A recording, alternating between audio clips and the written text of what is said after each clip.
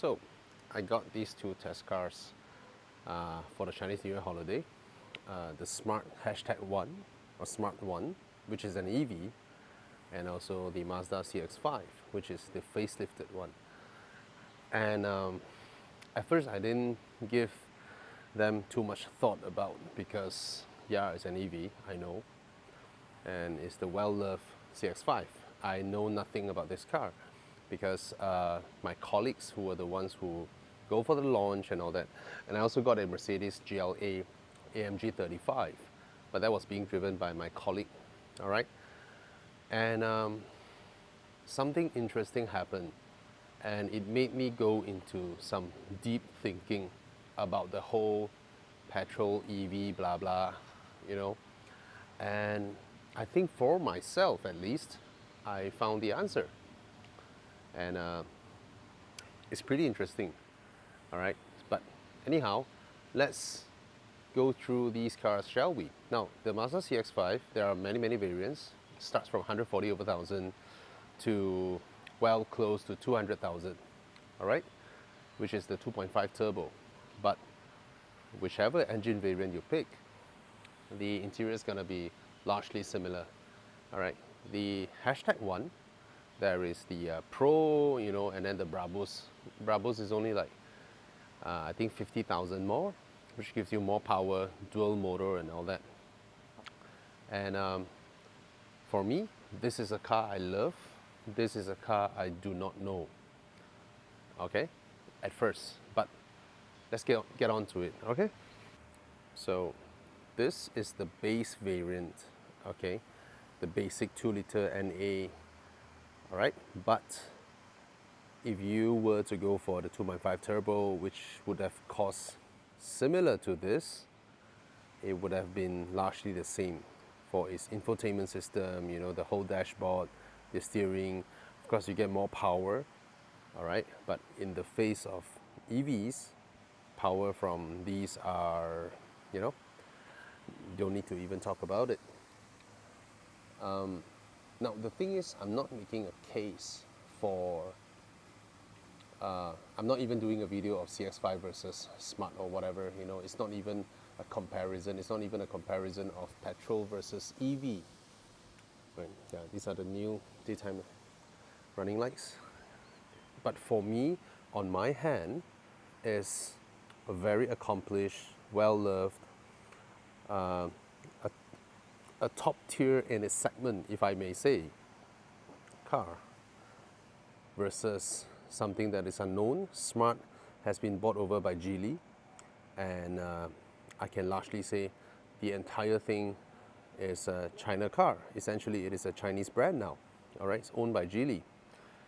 All right, Smart, for those who doesn't know, Smart was started by Mercedes-Benz and Swatch together, and it has been losing money ever since.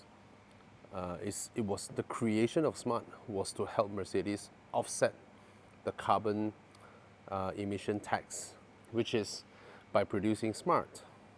Mercedes have the omission of carbon to allow them to produce 6-liter V12s, 7.3-liter V12s, and all the amazing stuffs. So the Smart actually, even though by entity itself is a money-losing business for Mercedes, but in the whole, it helps Mercedes save money, if that makes sense. Anyway, let's go into the CX5, which we're all already very, very familiar. What got me into wanting to do this video, apart from the fact that both cars are white in color, is that I try to imagine myself as a consumer in 2024, okay?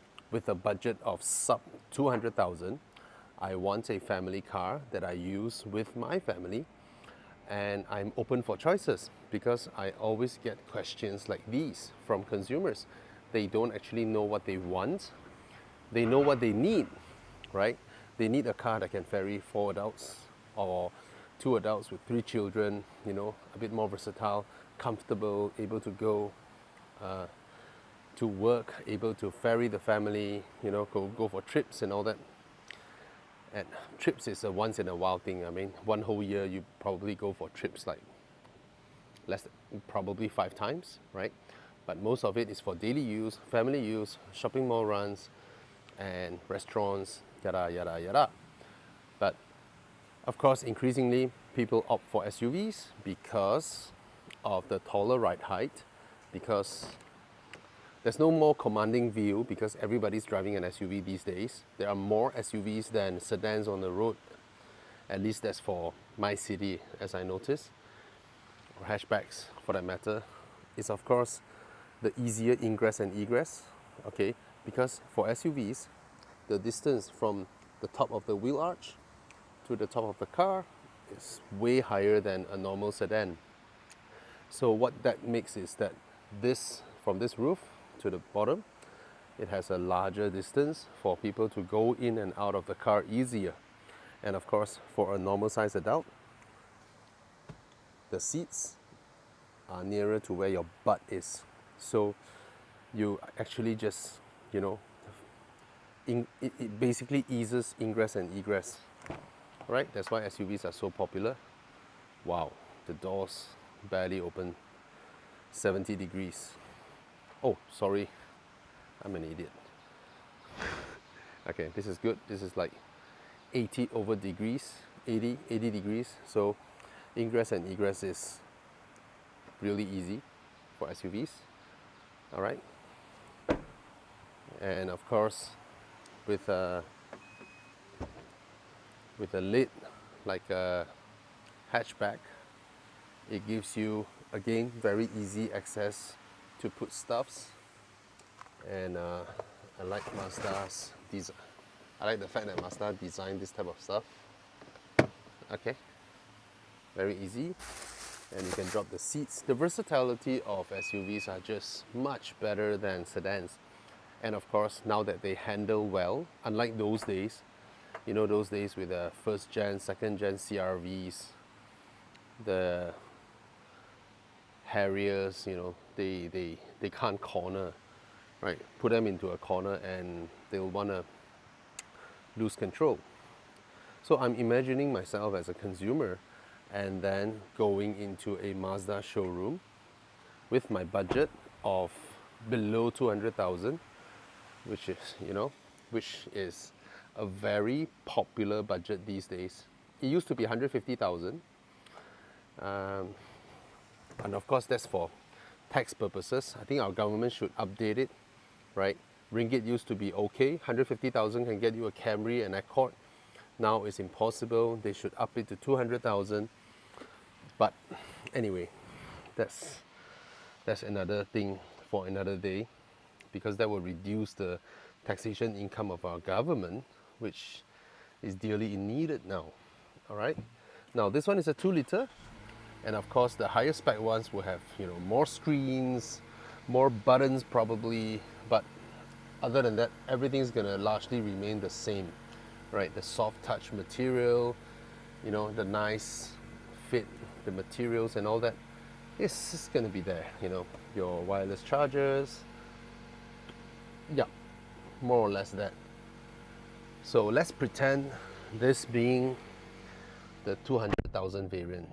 And then I'm a consumer. I go into the showroom, I sit down in this car, and I probably watch videos from Bobby Yang, GC Ma or Tai Chui, Paul Tan.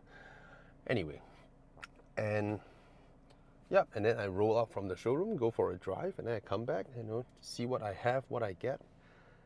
But the thing is this, at the back of my head, wait, let me hook you guys up, so I can speak more normally. Oh, sorry. Yep. Gonna flip you guys. Okay. So, even though when we buy a car, we will hear everything.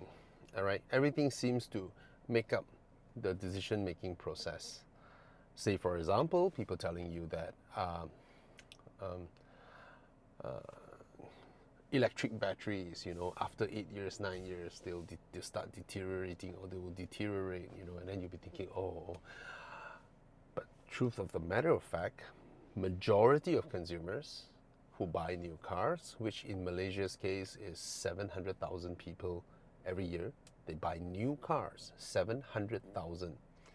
And in China, it's close to 28 or 30 million people buying new cars every year. Even though our mattress in our house lasts quite long, but people will buy new ones. Furnitures last quite long, people will buy new ones. Even the plants in your garden, they would last a lifetime, but people would dig them up and change them. Clothes generally last very, very long. We will still change them. Shoes, bags, computers, phones, every single thing. The thing is this, after having these two cars and I sit for a while, and then consumerism will be there whether we like it or not. We, all of us, including Greta Thunberg, right? All of us are involved in this. We are humans. We are born once into this world. We pursue the things that we do. And through our pursuit of our own life, be it a new plant or a new cloth, or a new mattress, or a new car, or a new phone, or a new laptop, through our daily activities of wanting to make our lives better. Say, for example, you're feeling moody today and you just want to cheer yourself up, and you bought yourself a new coffee machine. Even though you have your old one, but the new one operates differently, sounds differently, and you're a coffee lover, and it cheers you up. And hence you have bought something new even though you do not need it. But that's life. Every one of us single human beings are complicit in this. I'm not trying to say that it is a bad thing. I'm just trying to say that this is normal, whether you like it or not, whether that particular thing is good for the world or not. It will happen. And I would say the production of clothes is crazier than the production of cars. The factories will keep churning them out whether you buy them or not. Toys, which in the grand scheme of things are absolutely useless for humanity, for society, they are absolutely useless. They are using the world's resources, primarily petroleum. All right, toys are made of plastic. Plastic are made of petroleum, oil, and they serve no purpose in a way. Do they damage the environment? Of course they do. Lego sounds fantastic, a lot of imagination, but Lego will produce their toys in boxes, the bricks, the plastic bricks and all that. Whether you like it or not, they will keep producing it, keep making advertisements, make people buy them, post profit, and the world goes round and round. People dig things from the earth, make something out of it, sell it to another person. They get the money so they can buy something else for others, or they have a family, they buy their cars, their homes, their kids go to school. It happens, right? Same goes with electric car. Whether you buy them today or not, the world will keep producing little batteries, AA batteries, put them on the shelves, create toys so you need the batteries, or the batteries in your phone, in your laptop. Batteries are everywhere. Batteries will be made whether you buy electric cars or not. Why I'm making this video today is primarily I'm imagining myself as a consumer. I hop into a Mazda CX5, which is not a bad car in all respect, right? It is not, it is spacious, it is all right, you know. But for the entirety of the last week, Both cars are at my disposal. There wasn't even once I want to drive this because that is around. Let me tell you why.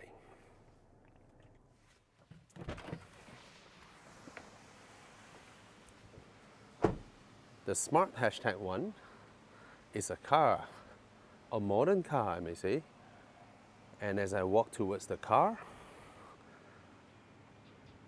the door handles will pop up. And it does not. Which it does all the time. But this round it doesn't. Interesting. Maybe I've left it idle just now. Regardless. Yes, it will do that. As you walk near, it pops out. Except this time. And then I sit into this car. And I just feel different. Look at that. Same budget. Okay? Same budget. Same budget. My phone, I was playing a YouTube video saying that an Asian guy's phone was snapped in the news. And look at the little thumbnail was here. Oh, the guy's phone ring during a news broadcast and he threw his phone away. Hilarious video. Okay? And let me close everything, including my YouTube. Is it still there? Never mind. Pop open my music. Okay, now it changed. All right, the thumbnail. What I want to say is, this car has less soft touch surface than that car. All right, these are soft but underneath is a hard plastic. This is extremely hard plastic, right? These are fake leather with stitching. Feels nice to the touch, but you can feel that it's just a hard plastic beneath and a layer on top with some sponge. As opposed to that is an entire piece of injection mold polyurethane or something like that. Okay, and then here we have plastic all around. But just look around. Okay, I know both brands have different design philosophy, but imagine for a second, I need to flip you guys around again. Okay, sorry, I'm not good at this. Okay, all right. No, that's better because you can see the entire dashboard, which I'm seeing. For the entire week that I have both cars at my disposal, I've been driving this because I just walk up to the car, it will light up. As I walk up, the door handles will pop out and we sit in, pull the lever and off we go. And it's an EV car. It goes in complete silence.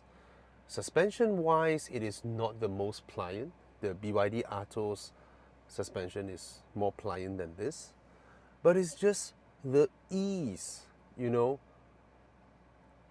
The ease of driving an EV car is quiet, it's silent, it's smooth. From the junction, I accelerate out at a fast pace. It doesn't jerk my head.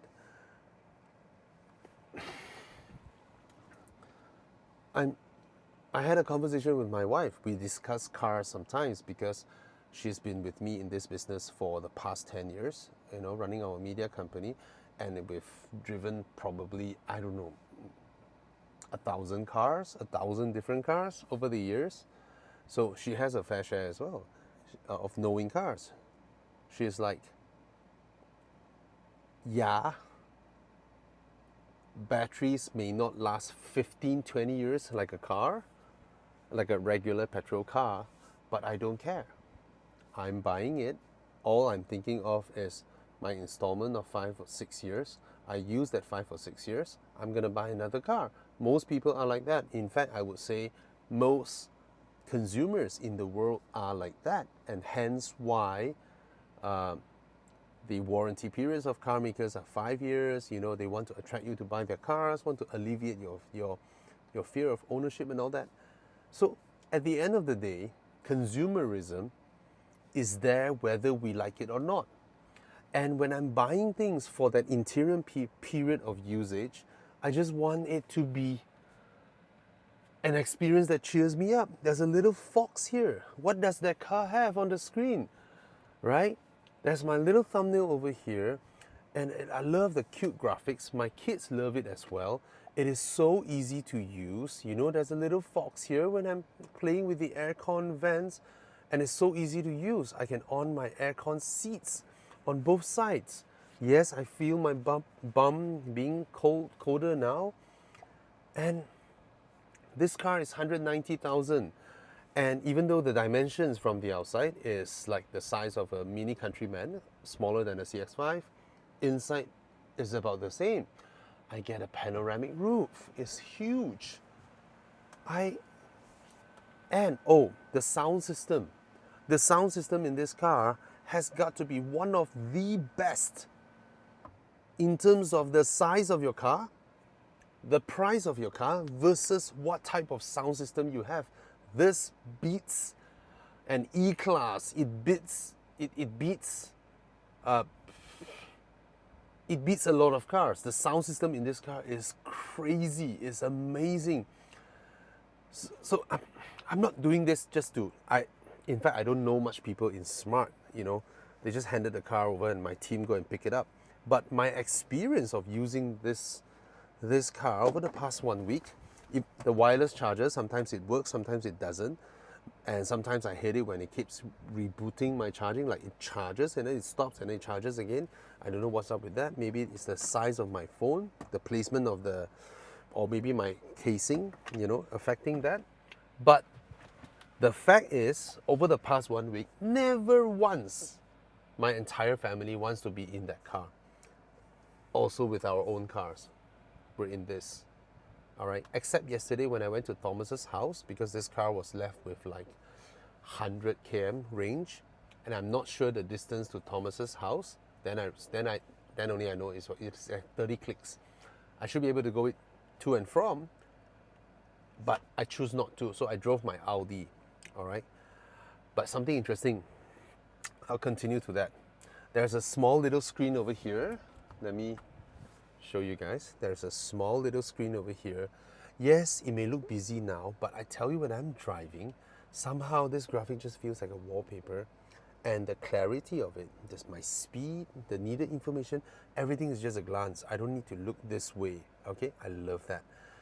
And I just love the overall design, the ambient lighting. I can change the colors. Never once did I felt the car is difficult to use. Everything just feels so direct, so easy. And it's not, yes, it uses icon. BMW also uses icon. But the spacing of the icons, the color theme of the icons just allows me to see things better. Whereas BMW just stuff a lot of icons with almost the same kind of contrast, even though their colors are different. And it just makes it hard to focus. But I know as time goes by, you know where things are, and then you'll be able to find your way through. But nevertheless, this car, never once I felt it is difficult to use. You see, quick menu to do quick stuff, just like your phone. I think they did a great job with this, you know. And I've seen so many Chinese cars. Every time I go into one, every one of them had their own logic, but all of them were great. All of them were better than the legacy Japanese cars. All right, the Japanese brands need to do something. They should either move their R&D to China, or they should move their R&D to China. There's no point research and developing cars in Japan now. Why? Most Japanese young engineers who are now in their 20s, 30s, right? What do they grow up with? If you do not know much, the Japanese K car thing has been ongoing for the past, I think, close to 30 years now, probably, where tiny small little cars that are specifically fantastic for Japanese domestic consumption, because Japan has very tight roads, and their taxation is based on a car's weight and width and all that, not just engine consumption. And of course, after the 1990s economic collapse, Japan has been in a period of, how do I say, deflation, use less, consume less, buy cheaper and all that. So this whole K car thing came out. And K cars is a fantastic trade embargo that doesn't violate World Trade, WTO, World Trade Organization regulations, because it's just like US producing their giant trucks. It's also another trade embargo, hidden trade embargo that isn't in writing, but it's a trick to avoid the rules of World Trade Organization while actually doing trade embargo. Because those type of cars, where Japanese people love it, nobody else out of Japan produce that type of cars, because it doesn't make sense for their own market and the global market. So they don't try to make Japan export that type of cars to Japan to compete with the Japanese local market, because only Japanese car makers would produce K cars. Same goes with the US, where nobody produced that type of huge trucks. And if you do, you don't have the economies of scale, and yours will be expensive, and you'll be outcompeted by the Americans. You have other trucks out of America, but same thing, you bring it to America. It doesn't make sense for Americans to buy your tiny little Ford Ranger when they have the gigantic Ford 150, probably at a cheaper price. So, where am I? Okay, the engineers. Those engineers in their early 20s, mid 20s, or all the way to 30s or 40s, right? Japanese engineers, they grow up with K cars. And K cars are, call them the UNICEF spec of cars. They're all tiny, they all have tiny engines, they all have, they're just tiny all round, but a lot of space in there. Now, any car that Japan sells out of Japan is a massive upgrade, a fantastic, luxurious experience compared to K cars. So the Japanese engineers, right, this is my own opinion, okay, they grew up with K cars. Anything else is better than K cars, right? Everything else is faster, everything else is better than K cars. That is a much better car than whatever K car that you have to put a gun to my head to drive. But that also, the K cars also limit their imagination of how cars can be, right? Because the Chinese consumers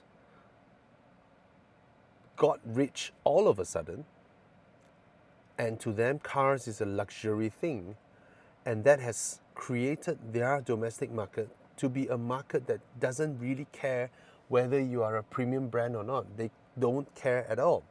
This may be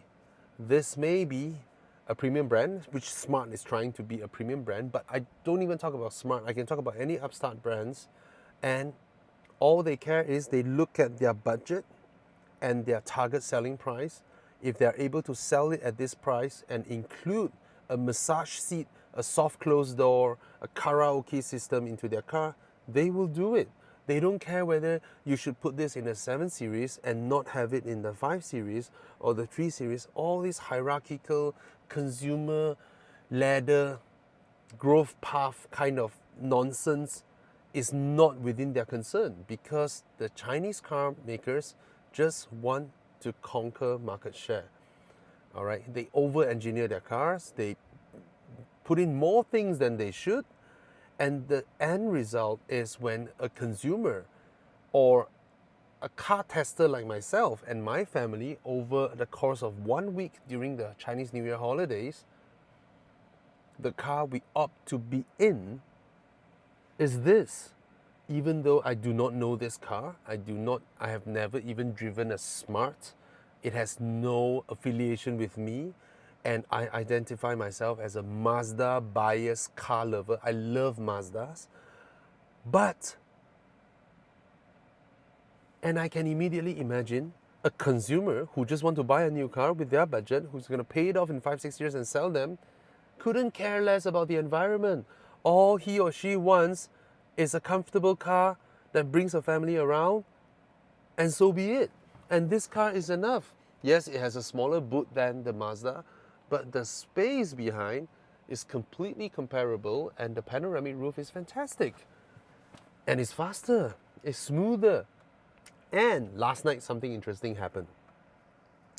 We like to compare the charging times of electric cars and refueling a petrol car, right?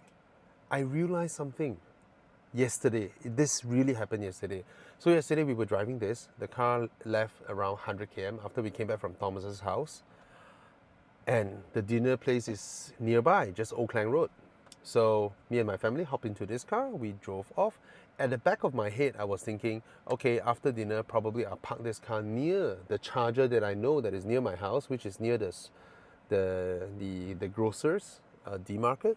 There is a Shell charger station there, which is quite slow, but it's all right if I leave it overnight, and it's not expensive. And that's how I charge, because I'm still fighting with my condo on installing my own charger. Anyway, at the back of my head is that after dinner, I'm just gonna bring this car and charge it so that any one of my other colleagues who wants to drive this car can come over and drive it. And when I arrive at the dinner place, you know, it's Chinese New Year. Every single restaurant is full. It's jam-packed full of cars. And wait, let me just double check if it's still recording. I forgot about it. Okay, it's still recording. Wait, let me put you guys here. You're gonna hear the wind noise of the air conditioning for a while, or you'll be pointing at my feet now so you can enjoy the food well. Anyway, okay. And when I got there, definitely no parking. As I was going near the entrance, I saw a Charge Cine DC charger over there. Voila, I'm driving an electric car. I know this will not be a selling point when everybody drives an EV, but let me get to my point first. It's not about the charger being there, you know, nobody uses it. That's why you should buy an EV car. Nonsense. That's a stupid argument from stupid people. Okay, my hand is tiring. Let me flip you guys again. Sorry for that. Okay. Okay. So I got there. Yes, there's a charger. And I immediately download the app, Charge Cine. I've never used them. I don't know who they are. And then, you know, register my car, fill in a silly number plate. I don't even know what's the number plate because this is a media test car. I'm driving. I'm not going to go down my car to look at my number plate, just to be honest, through an app. I don't care. Just fill out everything and then my credit card and all that. Boom, I'm done. I reserve the spot. I park my car in, plug it in, and I go dinner with my family. And it charges quite slow for a DC charger. It's like 40 kilowatts. The chargers are 1 ringgit 19 cents per kilowatt, which is not crazy, not as expensive as the highway, like fast charging 150 kilowatt DCs, but it's not as cheap as the AC chargers in my nearby grocer as well. Nevertheless, my dinner was done in like 1.5 hours, and when I walked back, I mean, their app is a bit silly. Tells me my charging is done, but there's no end session. You know, I can't like Shell one, I can drive my car out and end session, and that one doesn't have it. And then my phone rang. The automatic phone system from Charge Cine called me to remind me to remove my car, which I'm already on my way back. Anyway, as I finished dinner, 1.5 hours later, walk back to my car. It's fully charged. It's 100%, and you know, retrieve everything. I look at the charges. It's 50 ringgit. You know, which is all right. And that struck me. Why? When we use our cars, 90% of our time, 99% of our usage is our daily stuff, right? So we drive our cars from home to some other places, to the office, or to the supermarket, or to the mall, or to somewhere else. We do things. And we charge. We're supposed to charge when we're doing these things. Like, for example, if yesterday I'm left with 100 km and I'm going out now for a haircut in Mid Valley. So I go to Mid Valley for a haircut. I plug in. I go cut my hair, when I'm out, it's full or half full, whether it's DC or AC. And if I'm going for lunch at BSC, when I got there, I can also charge. So that struck me. We don't use our EVs, even though I'm in a condo, right? I'm in a condo, we don't have our own charger. If I have a charger at home, then it's a totally nothing to be discussed, right? You will wake up every day with a full charge, just like your phone, right? But we don't hold back in charging our car until we're almost about done.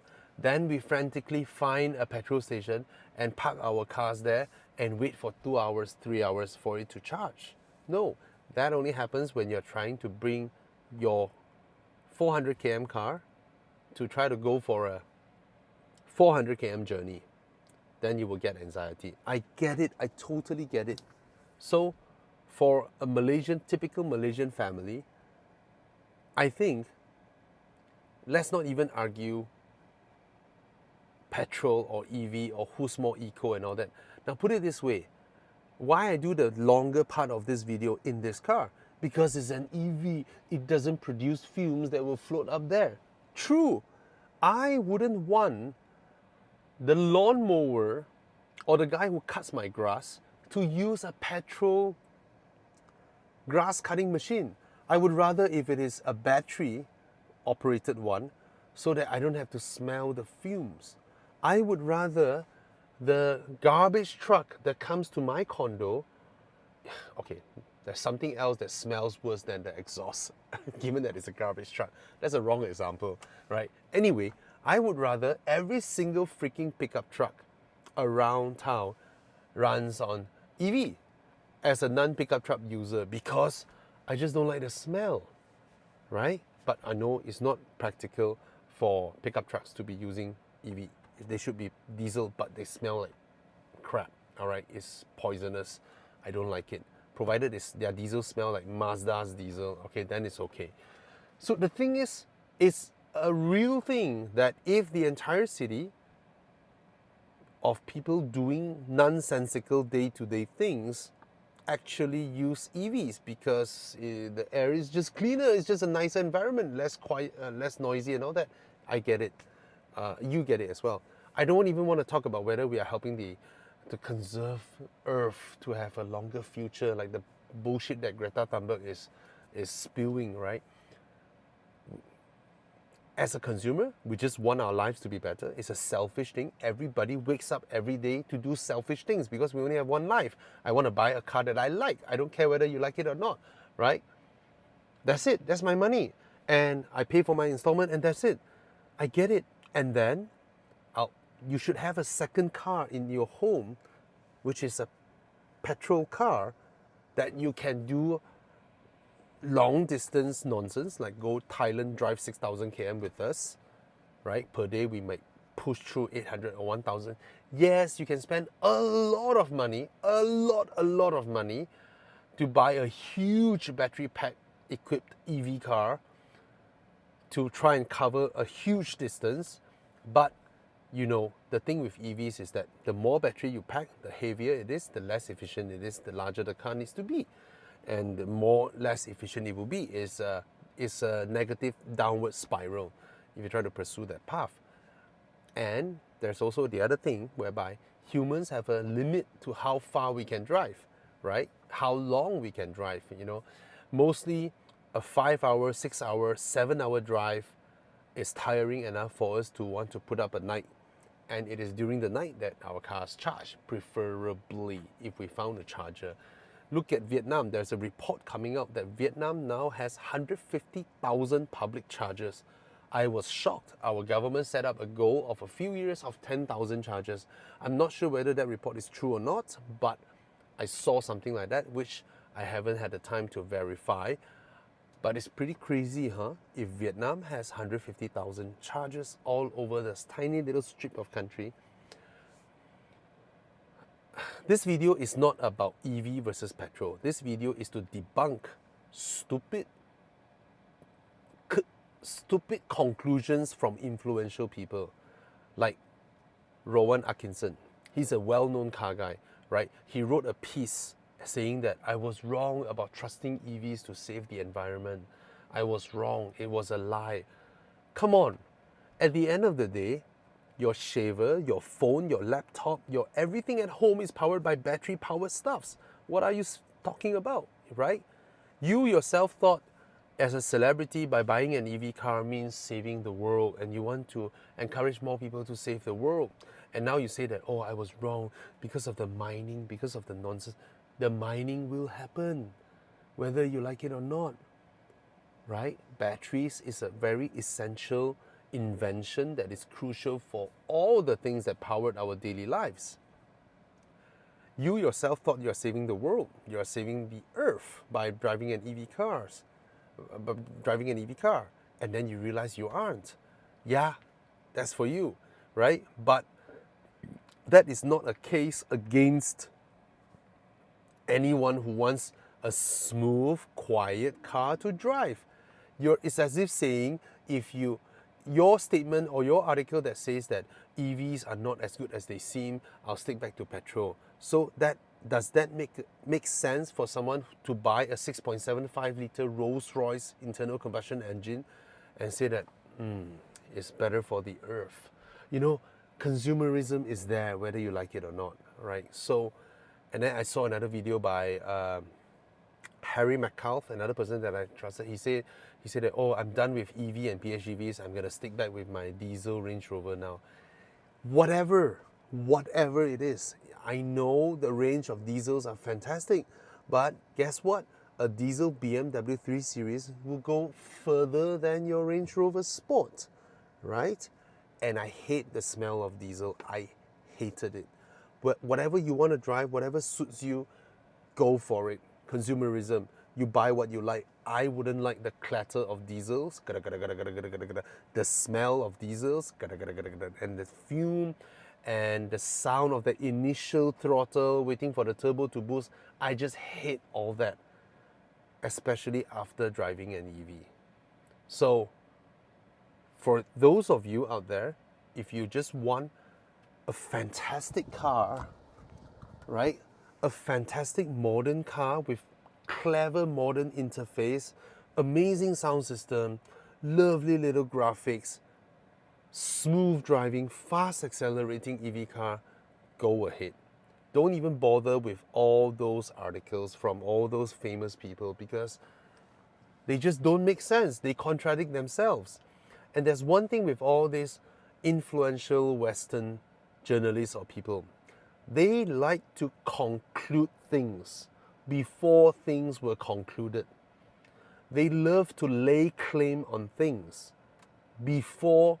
Most Asians won't do that. We don't have this habit of doing that. Like, we observe something in the sky, we won't call the entire village to come to us and say that I am the first who observed that. I shall name this phenomenon Bobby phenomenon. Asians don't do that. We see something that is larger than us that happened, we see it as nature, and we just say it's like that. We don't put our names to it. But I notice a lot of, I'm sorry, anyone who is a Westerner, I'm not trying to, it's just so happened that these things always come from the West, the media from the West, and a lot of us Asians just lock, stock, barrel, chew, swallow, and absorb it as gospel, you know. Or the first guy who went to Nepal, climbed Chomolungma mountain, and claim he's the first person to do it. You know, the audacity to climb a mountain that has so many local Nepalese people staying there all their lives, and you dare to come over 1,000,000 years later and say that you're the first person to climb it and you shall name it Mount Everest. That's why. Don't trust things that are concluded by influential people just because they are influential people and they like to conclude things, right? There's a famous American-Japanese historical writer, or historian, or he would like to say, he claims, it's the end of the end of times, that humanity, society has, the development of human society has ended with the invention of the democratic system. That is the best for the world, and that is the end of our history. Anyway, just buy what you like. I'm sorry this video is long, but that's just what I felt, you know. Yeah, at this juncture, will I buy an electric car? Not yet, because I'm on the path of pursuing collectible cars.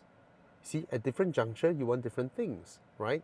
If now I want to buy a daily consumer kind of car that I drive for 5-6 years and sell it off, I would buy an EV car, straight up, an EV car. I will definitely go for an EV car for my daily school runs, you know, shopping mall trips, haircuts and all that. But I'm still paying off my collectible cars. I'm waiting for me to pay off those cars first. Those are my hopefully won't depreciate kind of cars. And once I've collected those, I will definitely need one car that does the daily grind. And it will never be an ICE car, because I just love the experience of driving smoothly, charging when I'm doing something else instead of purposely going to the petrol station just to fill up. Yeah, sorry for the long video. And great work, Smart. I never thought I would like this car, and now I love it. Right? Some little software glitches, you know, that are non-consistent from time to time, but 90% of the time it works just as expected over my 1 week period here. And I love it. I love it. I just love the whole execution of the interior design. I love the seats. The seats are extremely comfortable.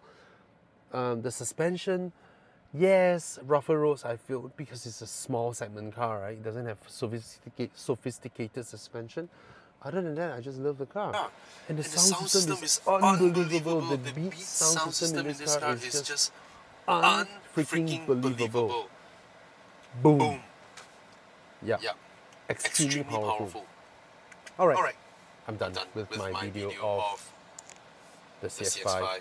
If you want a petrol car, an SUV, you know, the CX5 is not bad. But at the end of the day, like what I said, the same budget, which one would you go for? So Mazda engineers, Japanese engineers, please wake up. We love your brand. We love the legacy brands, the Toyotas, the Hondas, the Subarus, the Mazdas, the Mitsubishis, Nissan. Please wake up, establish an R&D in China, and see what the modern world is doing, and buckle up. Buckle up. You don't need to have an EV drivetrain to design an interior like this, to have a screen like that. You don't need, this is independent. Alright? Maybe the 12-volt architecture can't pull something off like that. I don't care. Okay? But yeah. Modern cars are fantastic. Same budget, I will go for this 10 times out of 10. Okay? Cheers. I don't even need to switch off the car. I just open my door. The aircon is still blasting. I have no idea how to switch it off. And then I just walk out, close the door, walk off. The car will switch off, and it will lock itself. That's how it is. And let me do that. Let me park it back to my visitor parking. I'm sorry, it's a long video without any sort of driving. Let's give you a short 30 seconds. Oh, can I park in 30 seconds? And it's gonna be an illegal drive because I'm against traffic. Okay, but there's no traffic. Let's park it back to where it belongs. Okay, the screen makes the one in the Mazda a joke, but the Proton X90 screen is better. It is clearer than this one. This one somehow is as if the original marker for the size of the car is another car, and they just mask it and put a smaller car in. So the edges on the 360 camera, the edges are smudged. It's like when you watch certain type of Japanese show, and then there are parts of the visual that are being blurred out. Yeah. Okay. But apart from that, see, I just press P. I take my belongings. All right. I don't even need to press the key or whatnot. Take you guys with me. open the door and I walk off. I don't even need to pull the handbrake. All right, and then I walk off. Show you guys from behind. And I wouldn't know when it locks itself or whatnot. I just couldn't care about it because it will lock itself and it will switch off whenever it feels like. Okay, and then open to this. Yeah, now suddenly I feel like you get what I mean, right? Coming out of that, this is a fantastic cabin by every measure, but it doesn't feel modern. This is not etiquette anymore. Japan, please. Right? So, don't. See, the car has switched off. All the door handles have popped back in, and see, it's small. The dimensions are small from the outside, but the inside is as big as this CX5. Interesting, right? Let me park the car back.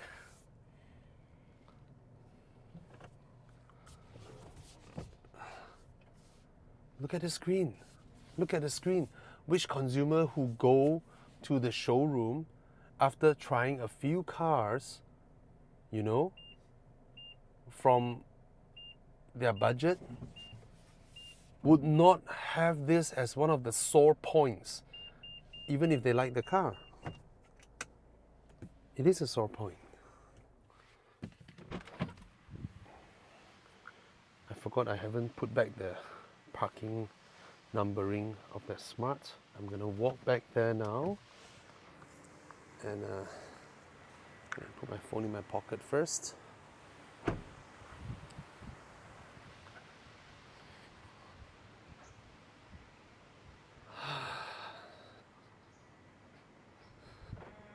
I see, that's what it does. That's what it does. Oh, I've already put it back. Okay. That's what it does. 99% of the time. It was, yeah, there you go. I walk off and it just locks itself, and a lovely sound. It's a small car by any measure, and it's certainly a looker. Yeah, I haven't showed its exterior, right? It looks really good. The car looks really, really good. See, it lights up when I walk near. All right, it has those arrow wheels, and I love this thing at the back. #1.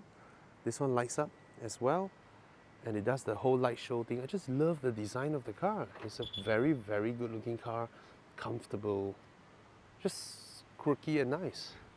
Yep, cheers.